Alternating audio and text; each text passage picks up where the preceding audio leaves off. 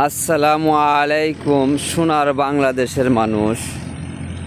এই যে দেখেন হোসেনপুর রামপুর পাম্পের পরিস্থিতি। পাম্প থেকে রামপুর বাজার পর্যন্ত মোটরসাইকেলের লাইন হয়েছে। আমরা কি এই সোনার বাংলাদেশ চেয়েছিলাম? আমরা কি কখনো আশা করছিলাম যে সারাদিন ভরা আমরা পাম্পে সময় দিব তেলের জন্য, 5টার পরে আর তেল পাবো না? এই কি সোনার বাংলাদেশ? বাংলার জনগণ বুঝবেন এবার মজা, কত ধানে কত চাল। আমাদের যে আরও কত কষ্ট করতে হয় তার কোনো শেষ নাই। চোখের পানি নাকের পানি এক হবে, তবু আমাদের কখনো শান্তি হবে না এই বর্তমান সোনার বাংলাদেশে। কারণ সোনার বাংলাদেশ আর এখন সোনার বাংলাদেশ নাই, এখন হয়েছে এটা চুরার বাংলাদেশ। সব জায়গার মধ্যে দুর্নীতি।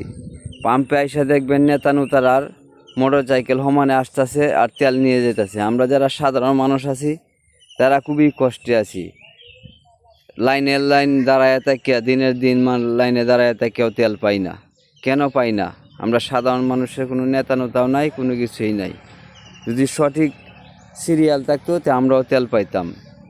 এই সোনার বাংলাদেশে আর কখনো শান্তি হবে না, আর কখনো শান্তি হবে না, আর কখনো শান্তি হবে না।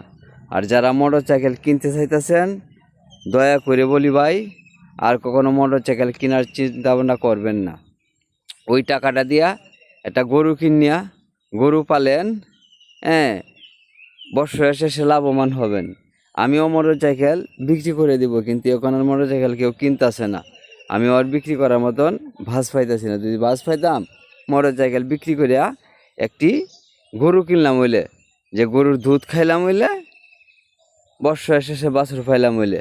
সুন্দর একটা উদ্যোগ। তো বাংলাদেশের প্রতিটি মানুষ আপনার সাইকেল কিনেন, সাইকেল কিনিয়া চলাফেরা করেন, আর ওই মোটরসাইকেলের চিন্তা ভাবনা করবেন না। কারণ এই সোনার বাংলাদেশে আর কখনো শান্তি হবে না।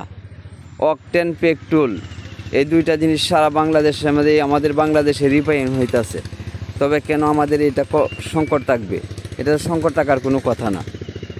এই সোনার বাংলাদেশে আর কখনো শান্তি হবে না।